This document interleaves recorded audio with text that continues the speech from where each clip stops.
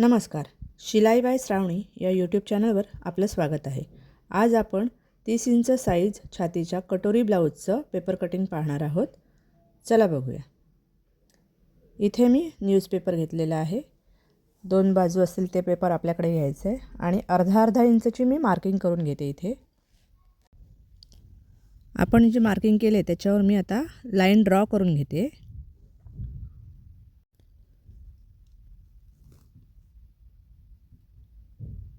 ही line draw केल्यानंतर मी मापा टाकून घेते. इथे मी योकचं माप टाकते 4 इंच.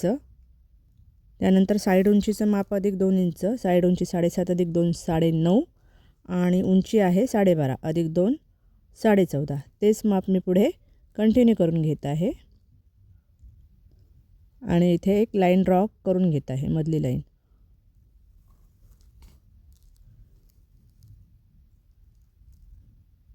हे झाल्यानंतर मी चेस्टचं माप टाकते. छातीचा चौथा अधिक 2 7.5 अधिक 2 9.5 आणि इथे कमरेचा चौथा अधिक 2.5. कंबर 27 आहे. 27चा चौथा आपला 6.25 अधिक 2.5 9.25 असं मी माप घेतलेलं आहे कमरेचं. त्यानंतर 2.25ची मार्किंग करून मी योकची मार्किंग करून घेते. 4 बाय 2.25चा आपला योग आहे. हे झाल्यानंतर मी 2.25 इंच गळा रुंदी घेते आणि पुढे खांदापट्टी 2.5 आहे. 2.5 अधिक अर्धा इंच 3. तेच माप मी खाली टाकून लाईन कंटिन्यू करून घेते.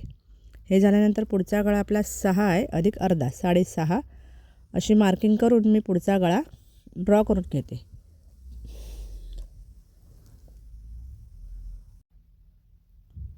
हे झाल्यानंतर मी मुंड्याची मार्किंग 1 आणि 1.25 इंचावर ही मार्किंग केलेली आहे.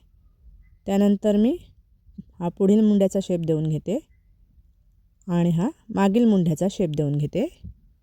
हे झालं आपलं साध्या ब्लाऊजचं. आता आपण कटोरी याच्यावर ड्रॉ करायचे. इथे छातीचा 6वा 5 इंच ही मार्किंग झालेली आहे माझी. छाती 30चा 6वा 5 असं आहे ते. आणि इथे डॉट उंचीचं माप 8.5 अशी मी मार्किंग करून घेते. त्यानंतर दाखवल्या पद्धतीने 1.25 इंच बाहेर आणि तो जो ती लाईन ती कंटिन्यू करते. त्यानंतर 3 इंच खाली आणि वरून 5 इंच असं करून मी कटोरीचा शेप देऊन घेते. हे आपली कटोरीची मार्किंग झाली. आता ते अर्धा इंच बाहेर आहे तिथे मी अशा तिरकस रेषा मारून घेते. हे झाल्यानंतर मी आता हे कटिंग करून घेते.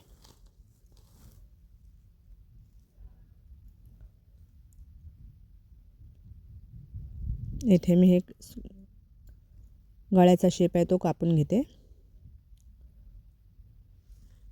ते झाल्यानंतर हे खांद्याचं माप आहे आपलं 3 इंच. हा मागील मुंड्याचा शेप, साईड फिटिंग हे कापून घेतलं आहे. कापून घेतल्यानंतर आपल्याला 2 भाग मिळतात. हा मागील भाग आहे, पुढील भाग बाजूला ठेवूया. आता मागील भाग तयार करून घ्यायचा आहे. खालून 1 इंचची मार्किंग करायची आणि वरून 8 इंच आपला मागील गळा 8 इंच आहे ती मार्किंग करून घेतली.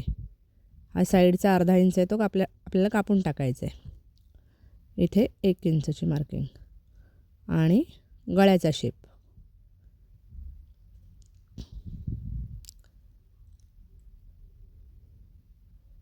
आता हे आपण कापून घेऊया.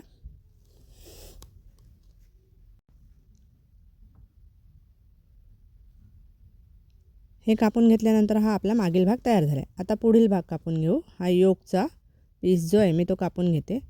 योक कापल्यानंतर आपल्याला साईडने 1 इंच कापून टाकायचं आहे. त्यानंतर पुढील मुंड्याचा शेप कापून घेते मी आणि कटोरीची जी आपली मार्किंग आहे ती आपली कापून घ्यायची तिथून. आणि साईड पीसचा तो जो भाग आहे त्याला अर्धा इंच कट करून टाकायचा. आता कटोरी वाढवून घ्यायची आपल्याला, म्हणून मी टाचणी पिन लावून ती कटोरी आधी जोडून घेतली अशी, म्हणजे ती हलू नये म्हणून. आणि अर्धा इंच खाली आणि 1.25 इंच साईडला अशी मी मार्किंग करून घेतले. आणि मार्किंग केल्यानंतर दाखवल्या पद्धतीने लाईन्स ड्रॉ करून घेतल्यात आणि शेप देऊन घेतले.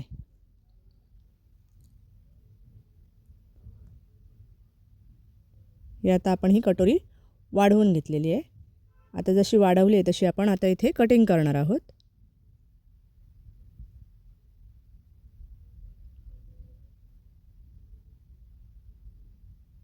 कटोरी ही नेहमी कपड्यावर क्रॉस लावावी, त्याने ती स्प्रेड बरोबर होते, छान बसते. ही आपली कटोरी झाली वाढवून. आता हा आपला मागील भाग, साईड पीस, कटोरी आणि योक. धन्यवाद.